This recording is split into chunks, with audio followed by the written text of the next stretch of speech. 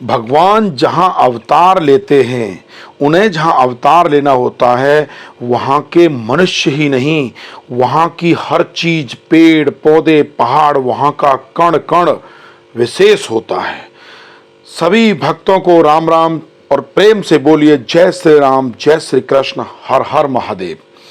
आज की जो हमारी कहानी है वो भगवान श्री कृष्ण की रास लीला के बारे में आपने सुना होगा, और वृंदावन में निधि वन के बारे में भी आपने सुना होगा कि भगवान श्री कृष्ण निधि वन के अंदर आज भी रास लीला करते हैं।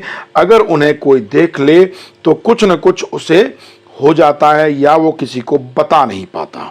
तो रास लीला है क्या, ये जानना जरूरी है। आपको पहले ही स्थिति क्लियर कर देते हैं कि रास लीला का मतलब कुछ गलत नहीं है और ना ही गलत आपको लगाना चाहिए। कुछ लोग रास लीला को कुछ गलत वे में देखते हैं, गलत तरीके से देखते हैं।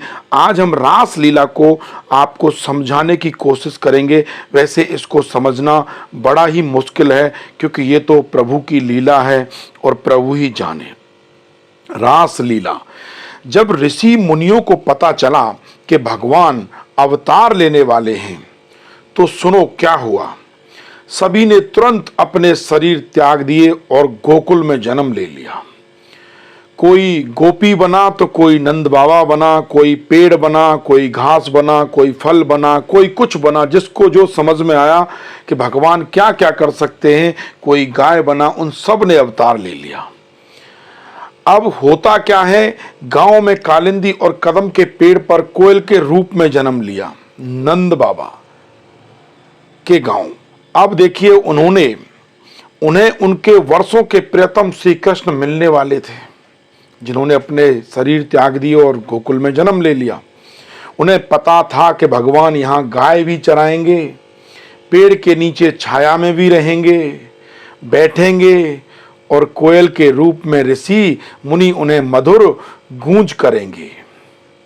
कोई फल बना, कोई भगवान उसे खाएंगे, ये सोचकर। ये सब रहस्य है, इन सब के बारे में बताना बड़ा मुश्किल है और बड़ा कठिन काम है।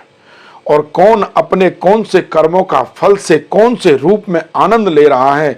जब श्री कृष्ण ने सभी गोपियों को एक साथ उनके प्रेम का फल देने के लिए सोचा, तो कृष्ण ने पहले ही बोल दिया कि कल रास लीला होगी, जिसमें भगवान सभी गोपियों के वेश में उन सभी ऋषि मुनियों के प्रेम के वशीभूत होंगे। और कृष्ण में गोपी, गोपी में कृष्ण हो गए, ऐसा कहते हैं। कृष्ण में गोपी, गोपी में कृष्ण, ऐसा हो गए। कृष्ण के रास लीला में 10 करोड़ गोपियां थीं। कितनी? 10 करोड़ गोपियां, ऐसा अनुमान लगाया जाता है, प्रमाण नहीं है। और सभी के साथ एक एक कृष्ण थे। जिसने भी जैसी इच्छा की, भगवान ने गोपियों के साथ वैसा ही नृत्य किया। सब भगवान के प्रेम में, सब भक्ति में बहे जा रहे थे। ये वृंदावन की रास लीला है। अब किसी के बाल गुथने, किसी का श्रृंगार करते, जैसे जैसे जैसी जिसकी इच्छा, भगवान ने वैसा रूप बनाया। जब महादेव को पता चला तो महादेव भी अछूते ना रहे। भगवान सभी भक्तों को एक साथ सुख और प्रेम दे रहे हैं, तो महादेव भी गोपी के वेश में कृष्ण की रास लीला में जाके पहुंच गए और उन्होंने जम के नाच किया, ऐसा बताते हैं। रास लीला को अपने मुख से बयां करना बड़ा असंभव है। इतना अद्भुत अदृश्य था कि साधारण व्यक्ति ना समझ सकता है, ना अपनी बुद्धि से जान सकता है। रास लीला को नरसिंह मेहता ने देखा था। हम जैसे साधारण मानव क्या रास लीला को समझेंगे, लेकिन अगर भगवान से हमें प्रेम है तो हम एक अनुमान जरूर लगा सकते हैं। भगवान भोलेनाथ जब प्रकट हुए तो नरसिंह की इच्छा पूर्ति हेतु भगवान शंकर ने नरसिंह को गौलोक में ले जाके नरसिंह को दूर से ही रास लीला के दर्शन कराए थे।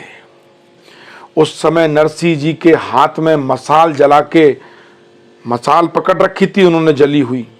रासलीला के अद्भुत दृश्य को देखकर उनके नरसिंह जी के हाथ में जो मसाल थी, मसाल ने नरसिंह जी का हाथ जला दिया। नरसिंह जी को पता ही नहीं है। ये थी भगवान की लीला, ये थी भगवान की रासलीला। भगवान श्री कृष्ण अपने भक्तों को बड़ा प्रेम करते हैं। यह देखकर भगवान श्री कृष्ण वहां पर प्रकट होकर नरसिंह का हाथ पकड़ लिया और उन्हें दर्शन दिए। कहा जाता है कि हमारे द्वारा जो भगवान की हम भक्ति करते हैं वो बहुत ही संतुष्टि मिलती है और उनको भी बड़ी संतुष्टि मिलती होगी।